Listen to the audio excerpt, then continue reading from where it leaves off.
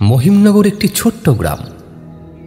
দিনের বেলা গ্রামের মানুষজন মাঠে চাষ করে, কেউ গরু চড়ায়, আবার কেউ বা নদীতে মাছ ধরে। সবকিছু যেন স্বাভাবিক মনে হয়, কিন্তু গ্রামের মাঝখানে একটা পুরনো কুয়ো আছে, যেটাকে সকলে ভয় পায়। লোকেদের বিশ্বাস ওই কুয়োয় বহু বছর আগে মারা গিয়েছিল এক ছোট মেয়ে, নাম ছিল পুতুল। তার কান্নার শব্দ নাকি আজও শোনা যায়। কোনো এক পূর্ণিমার রাতে চারজন বসে আছে কুয়োর কাছাকাছি। তারা হলো গৌরাঙ্গ, অজয়, মালা এবং গীতা। চারপাশে ঝিঁঝি পোকার ডাক শোনা যাচ্ছে। এত রাতে আমরা আমরা এখানে কেন এসেছি বলতো? কুয়োটাকে ঘিরে কত ভয়ঙ্কর গল্প আছে। আমার আমার ভালো লাগছে না। আরে মালা, ভয় পাস কেন? আমি তো আছি। এসব বাজে কথা, ভূত টুত বলে কিচ্ছু নেই। না অজয়, তুই ভুল বলছিস। আমি একদিন রাত 12টায় নিজে শুনেছি কুয়োর ভিতর থেকে একটা মেয়ের কান্নার মতো আওয়াজ আসছিল, বলছিল আমাকে বাঁচাও। আমি শপথ করে বলছি। হাওয়া বইলে এরকমই শব্দ হয়। তোরা ভয় পেয়ে সবকিছু ভূতের গল্প মনে করিস। না অজয়, এটা শুধু হাওয়া নয়। আমি ছোটবেলা থেকেই জানি যে এই কুয়ো নিয়ে অনেক অশুভ কাহিনী আছে। যারা রাতের বেলা এই কুয়োর কাছে গেছে তারা কেউ শান্তিতে বাঁচতে পারেনি। সত্যি? হ্যাঁ, আমি তখন তোদের মতোই তরুণ ছিলাম। একবার 3টে ছেলে বাজি ধরেছিল কুয়োর ভেতরে নেমে একটা কলসি তুলে আনবে। তারা হাসতে হাসতে নেমে গেল। কিছুক্ষণ পর 2জন উঠে এলো, কিন্তু 3য় জন সে আর ফিরল না। 2 দিন পরে তার লাশ কুয়োর জলে ভেসে উঠল। চোখ সাদা হয়ে গেছিল, মুখে একটা অদ্ভুত হাসি, যেন কেউ ওকে ভেতরে টেনে নিয়ে গিয়েছিল। শুনলি মালা, আমি তোকে আগেই বলেছিলাম এই কুয়োতে কিছু একটা আছে। হ্যাঁ হ্যাঁ, আমার আমার শরীর কাঁপছে। এগুলো সব ভয়ের গল্প। আমি প্রমাণ করে দেবো এখানে কিচ্ছু নেই। হাওয়াটা হঠাৎ করেই ঠান্ডা হয়ে এলো। গাছের পাতাগুলো কাঁপছে। চারজনেই একটা অদ্ভুত শীতলতা টের পেল, যেন তাদের চারপাশে কেউ অদৃশ্যভাবে হাঁটছে। গীতা ফিসফিস করে বলে, মালা, তুই টের পাচ্ছিস? বাতাসটা হঠাৎ জমে গেল। মালা চোখ মেলে চারিদিকে তাকিয়ে বলে, হ্যাঁ, মনে হচ্ছে কেউ কেউ আমাদের পেছনে দাঁড়িয়ে আছে। সাবধান, এই সময় কুয়োর দিক থেকে ওর ডাক আসে কিন্তু। ঠিক তখনই কুয়োর ভেতর থেকে ভেসে এলো একটা হালকা কান্নার শব্দ। খুব নিচ থেকে একটা শিশুর মতো কণ্ঠ, বাঁচাও, আমাকে বাঁচাও। শুনলি একটা মেয়ে কাঁদছে। আমি স্পষ্ট শুনলাম। এ তো হাওয়া নয়। অজয়ের গলা শুকিয়ে আসছে, তবু সে সাহস দেখিয়ে বলে, না না, এটা বাতাস। আমি ভয় পাবো না। ভূত বলে কিছু নেই, কিচ্ছু নেই। চুপ কর অজয়, চুপ কর। সবকিছু হাওয়ার দোষ দিয়ে এড়াতে পারবি না। আমি জানি এটা পুতুলের কান্না। সেই মেয়েটাকে বাঁচানো হয়নি, তার আত্মা এখনো কুয়োর ভেতরেই বন্দী হয়ে আছে। চারজনে একসাথে তাকালো কুয়োর দিকে। জলের তলা অন্ধকারে ঢাকা, কিন্তু হঠাৎ করেই মনে হলো কিছু যেন একটা নড়ছে। কয়েক সেকেন্ড পরেই দেখা গেল কালো জলের ভেতর থেকে ধীরে ধীরে ভেসে উঠছে 2টো ফ্যাকাশে সাদা হাত। মনে হলো কেউ যেন নিচ থেকে উঠে আসার চেষ্টা করছে। অজয়, দেখ, ওখানে হাত। আমি বলেছিলাম ওটা পুতুল, ও ফিরে আসছে। না না না, এটা ভ্রম। আমি কিছু দেখিনি। শুরু হয়ে গেছে। আজ রাতে কুয়া আবার জেগে উঠেছে। চারদিকের ঝিঁঝি পোকার ডাক থেমে গেছে। চারজন বন্ধু কুয়োর ধারে বসে আছে। বাতাস নিস্তব্ধ। হঠাৎ জলের ভিতর থেকে আসা সেই কান্নার শব্দ আরো জোরালো হয়ে উঠল।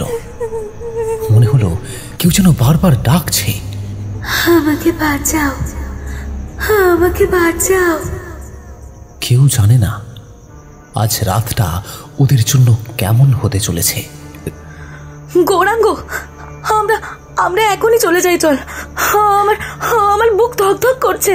হ্যাঁ, আমি থাকতে পারবো না, ওই আওয়াজ খুব কাছ থেকে আসছে। তোরা সব ভয় পালাচ্ছিস বলে আমিও ভয় পাচ্ছি, কিন্তু আমি বলছি এটা ভূত নয়, কেউ হয়তো ইচ্ছে করে কুয়োর পাশে বসে আওয়াজ করছে। অজয়, কারোর সাধ্যি নেই রাতে ওই কুয়োর কাছে এসে খেলা করার। গ্রামের সবাই জানে ওই কুয়োটা অভিশপ্ত। ওরা চারজন বন্ধু চুপ করে কান পেতে রইল। শব্দটা এইবারে একদম কুয়োর উপর থেকে এলো। একেবারে পরিষ্কার শোনা গেল একটা ছোট্ট মেয়ের কণ্ঠস্বর। মালা দিদি, গীতা দিদি, আমাকে বাঁচাও। গীতা, ও ও আমার নাম বললো। তুইও শুনলি তো? হ্যাঁ, আমার নামও বললো। এটা কিভাবে সম্ভব? আমি তোকে চিনি না। এ আবার কেমন ব্যাপার? ভূত কি কারো নাম ধরে ডাকতে পারে নাকি? হ্যাঁ, পারে। আমি আগেও শুনেছি পুতুলের আত্মা গ্রামের ছেলে মেয়েদের নাম ধরে ডাকে। যাকে ডাকে সে শেষমেশ টানা পড়ে ওই কুয়োর ভেতরে। না না, আমি এখানে থাকতে চাই না। গৌরাঙ্গ, গৌরাঙ্গ, তুই আমাদের নিয়ে চল। হ্যাঁ চল প্লিজ। তোরা সবাই ভীতু, আমি প্রমাণ করব এখানে ভূত নেই। আমি এই কুয়োর ভেতরে উকি দিয়ে দেখব। অজয় ধীরে ধীরে কুয়োর ধার ঘেঁষে দাঁড়ালো। কুয়োর ভিতরে কালো জল টলটল করে নড়ছে। তার মুখে একটা অদ্ভুত হাসি ফুটে উঠল, যেন ভয়টা লুকোতে চাইছে। গৌরাঙ্গ, মালা আর গীতা একসাথে চিৎকার করলো, অজয়, পাগল হলি নাকি? কুয়োর ভেতরে তাকাবি না, ও তোকে টেনে নেবে। অজয়, ফিরে আয় বলছি। কুয়োর চোখে চোখ রাখিস না তুই, ফিরে আয়। কিন্তু অজয় শুনল না। সে নিচে উঁকি দিল, আর কয়েক সেকেন্ডের মধ্যেই তার মুখটা ফ্যাকাশে হয়ে গেল। ঠোঁট কাঁপতে লাগলো। কয়েক মুহূর্ত পরেই সে থপ করে মাটিতে বসে পড়ল। অজয়, কি দেখলি? কি হলো তোর? আমি দেখলাম জলের ভেতরে দুটো চোখ জ্বলছে, ছোট মেয়ের মুখ, কিন্তু পুরো সাদা, আর ঠোঁট ফেটে যাচ্ছে। না না না না, এসব বলিস না। আমি শুনতে চাই না। আমি তোদের আগেই সাবধান করেছিলাম। ও পুতুল, ওই কুয়োর ভেতরে ওর আত্মা বন্দী হয়ে আছে। ঠিক তখনই কুয়োর ভিতর থেকে জলের ছিটে উঠল উপরের দিকে। কেউ যেন ভিতর থেকে হাত ছুঁড়ে দিচ্ছে। চারজনা ভয়ে লাফিয়ে উঠে পিছনে সরে গেল। আমায় বাঁচাও, আমায় বের করো। আমরা কি করবো গৌরাঙ্গ? ও আমাদের নাম ধরে ডাকছে। ওকে শান্ত করতে হলে সত্যিটা জানতে হবে। পুতুল কিভাবে মরেছিল, কেন তার আত্মা কুয়োর মধ্যে বন্দি, এটা না জানলে আমাদেরও ছাড়বে না। সত্যি বলতে আমি এখন বিশ্বাস করছি, ওর চোখ আমি নিজের চোখে দেখেছি। গৌরাঙ্গ, তুই জানিস না পুতুলের মৃত্যু কিভাবে হয়েছিল? আংশিক জানি। আমার ঠাকুমা বলতো অনেক বছর আগে গ্রামে কালোবাজারির জন্য মানুষে খুন হতো। সেই সময় এই কুয়োয় একটা ছোট মেয়ে মারা যায়, কিন্তু পুরো কাহিনী আমি জানি না। তাহলে এখন আমরা কি করব? আমাদের যেতে হবে ঝর্ণা বুড়ির কাছে। উনি গ্রামের সব থেকে বয়স্ক মহিলা। পুতুলের মৃত্যুর ঘটনা উনি নিশ্চয়ই জানবেন। কিন্তু আমরা কি রাতেই যাব? হ্যাঁ, কারণ ও এখানে আমাদের নাম ধরে ডাকতে শুরু করেছে। সকাল পর্যন্ত এমন হলে আমাদের মধ্যে কিন্তু কেউ বাঁচবে না। চারজন তাড়াহুড়ো করে সেই কুয়োর ধারের জায়গাটা ছেড়ে বেরিয়ে গেল। কিন্তু পিছন থেকে এখন সেই কান্নার আওয়াজ ভেসে আসছে। আমাকে বাঁচাও, মালা দিদি, গীতা দিদি। তারা যতই দূরে যাচ্ছিল, শব্দটা ততই কাছে আসছিল, যেন ছায়ার মতো তাদের পিছু নিয়েছে। চার বন্ধু রাতের আঁধারে গ্রাম পেরিয়ে চলেছে। চারপাশে ছিঁচি পোকার ডাক, শিয়ালের হুক্কা হওয়া ডাক, আর আকাশে কালো মেঘ। ওরা হাঁটছে ঝর্ণা বুড়ির কুঁড়ে ঘরের দিকে। গৌরাঙ্গ, মনে হচ্ছে কেউ আমাদের পিছু নিচ্ছে। হ্যাঁ, আমারও তাই লাগছে। ওই কান্নার শব্দটা যেন এখনো কানে বাজছে। চুপ কর, ভয় দেখাস না, আমি এখনো ভয় পাইনি। অজয়, নিজের মনকে ভুল বলিস না।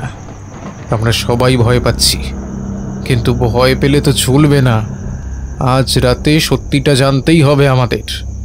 কিছুক্ষণ পরে ওরা পৌঁছলো ঝর্ণা বুড়ির ঘরে। মাটির ঘর, ঘরের চালা দরজায় একটা টিমটিম করে লণ্ঠন ঝুলছে। রাতে ঘুমের অভাবে ঝর্ণা বুড়ি বিছানায় বসে মালা জপছেন। এত রাতে খেলে তোমাদের মুখ দেখে মনে হচ্ছে বড় বিপদে পড়েছ। ঠাকুমা, আমরা কুয়োর ধারে গিয়েছিলাম, সেখানে পুতুলের কান্না শুনেছি। ও আমাদের নাম ধরে ডাকছে। আমি জানতাম এই দিন আসবে। তোরা বস, আমি সব বলি। ঠাকুমা, দয়া করে সত্যিটা বলো। ও আমাদের ছাড়ছে না। হ্যাঁ, ও আমার নাম ধরে ডাকলো। আমি খুব ভয় পাচ্ছি। আমি জলের মধ্যে ওর চোখ দেখেছি, পুরো সাদা, জল করছিল। অনেক বছর আগে এই গ্রামে এক ধনী ব্যবসায়ী থাকতো। লোকটা বাইরে সাধু সাজত, কিন্তু ভেতরে ছিল দানব। সে কালোবাজারি করত, লোক ঠকাতো, এমনকি ছোট ছোট ছেলে মেয়েকেও কাজে নামাতো। পুতুল ছিল ওনার ঘরের দাসীর মেয়ে, বয়স তখন 12-13। সারাদিন খাটলেও খাওয়া জুটত না, কিন্তু হাসি মুখে লেগেই থাকতো। একদিন সে ব্যবসায়ীর গোপন কথা শুনে ফেলে। ব্যবসায়ী ভয় পেয়ে যায় যদি পুতুল সব বলে দেয়। তাই এক রাতে ওকে ডেকে এনে কুয়োর ধারে নিয়ে যায়। ছোট্ট মেয়েটা কাঁদতে কাঁদতে বলে, আমি কাউকে বলবো না বাবু, আমাকে মারবেন না। হায় ভগবান! তাই ও কুয়ো থেকে ডাকছে। মানে ওকে খুন করা হয়েছিল? হ্যাঁ, ওর আত্মা শান্তি পায়নি। সেই থেকে ও কুয়োয় বন্দি হয়ে গেছে। রাত নামলেই কান্না করে, আর যাকে ডাকে তার প্রাণ যায়। অনেকেই এইভাবে নিখোঁজ হয়েছে। কিন্তু ঠাকুমা, এখন আমরা কি করব? ও তো আমাদের নাম ধরে ডাকছে। সত্যিটা জানলে ভয় কমে, কিন্তু মুক্তি পেতে হলে তোদেরকেই ওকে সাহায্য করতে হবে। আমরা কিভাবে? কাল রাতে পূর্ণিমা, ওই সময় কুয়োর ধারে গিয়ে পুতুলের জন্য প্রদীপ জ্বালাতে হবে। সঙ্গে দিতে হবে লাল কাপড় আর দুধ, আর মন্ত্র পড়তে হবে। তবে সাবধান, ও তখন আসল রূপে সামনে আসতে পারে। ভয়ে পালালে সর্বনাশ হবে। মানে মানে আমাদের ওর সামনে দাঁড়াতে হবে? যদি সে আমাদের টেনে নেয়? ভয় পেলে মরবি, সাহস থাকলে তোরাই ওর মুক্তির কারণ হবি। তারা চারজন একে অপরের দিকে তাকালো। চারপাশ নিস্তব্ধ, শুধু দূর থেকে ভেসে আসছে শিয়ালের ডাক। সবার মনে ভয়, কিন্তু একই সাথে একটা দায়ও। আমি রাজি, পুতুলকে মুক্তি দিতে হবে। আমি খুব ভয় পাচ্ছি, কিন্তু আমিও থাকবো। হ্যাঁ, ওর আত্মার শান্তি পাক, আমি থাকবো। আমিও ভয় পাচ্ছি, কিন্তু পালাবো না। ভালো, তবে মনে রাখিস কাল রাতেই শেষ সুযোগ। ব্যর্থ হলে তোরা কেউ বাঁচবি না। চারজন ভয় এবং কৌতূহল নিয়ে ঘর থেকে বেরোলো। আকাশে বজ্রপাত হলো, হাওয়া জোরে বইছে। মনে হলো অন্ধকার তাদের চারপাশ থেকে ঘিরে ধরছে, আর কানে বাজতে থাকলো সেই পুরনো ডাকটা, আমায় বাঁচাও মালা দিদি, গীতা দিদি। কুয়োর অন্ধকার জলে যেন জোয়ার এসেছে। দেখলি কুয়োটা যেন ফুসছে। আবার সেই কান্না। আমাকে বাঁচাও, আমি পুতুল। না, এটা হতে পারে না, আমি ভুল শুনছি। ওফ! হে মা, এই নিষ্পাপ আত্মাটাকে মুক্তি দাও মাগো, মুক্তি দাও। হঠাৎ করেই কুয়োর ভিতর থেকে একটা ছোট্ট মেয়ের অবয়ব ভেসে ওঠে। মুখটা ভিজে, চুলে চট বাঁধা, চোখগুলো কষ্টে ভরা। কেন আমাকে ফেলে দিলে? আমি কি দোষ করেছিলাম? না রে পুতুল, তুই কোনো দোষ করিসনি। দোষী তোরা নয়। আমি ভুল করেছি, আমি বিশ্বাস করিনি। এখন বুঝছি তুই সত্যিই আছিস। তোর আত্মার শান্তি পাক রে মা, আমরা তোকে কখনো ভুলবো না। পুতুল, তুই শান্তি চাস তো? তবে প্রতিশোধ ছেড়ে দে, আলোর পথে চলে যা। পুতুলের চোখে জল আসে।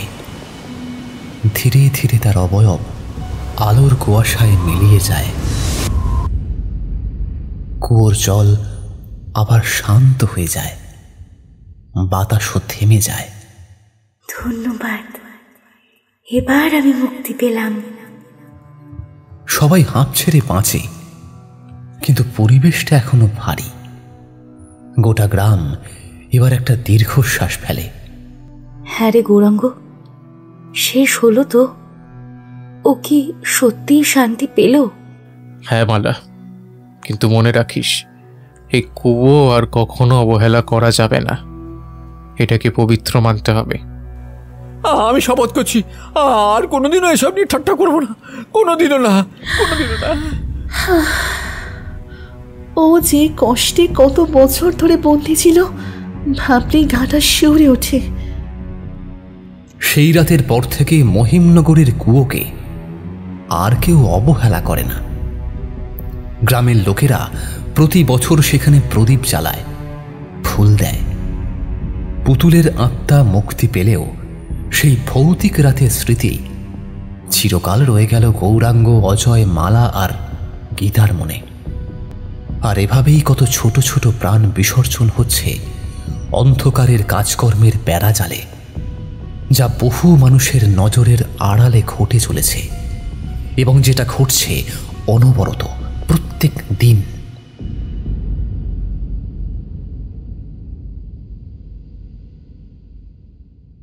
আমাদের এই গল্প যদি আপনাদের ভালো লেগে থাকে তাহলে অবশ্যই লাইক করবেন এবং শেয়ার করে কমেন্ট করতে ভুলবেন না। যারা চ্যানেলটিতে নতুন তারা অবশ্যই সাবস্ক্রাইব করে পাশে থাকা বেল আইকনটি টিপে শুধু নোটিফিকেশন বাটনটি অন করে দিন, যাতে আমাদের গল্পের পরবর্তী আপডেট সবার আগে আপনার কাছে পৌঁছে যায়। ধন্যবাদ।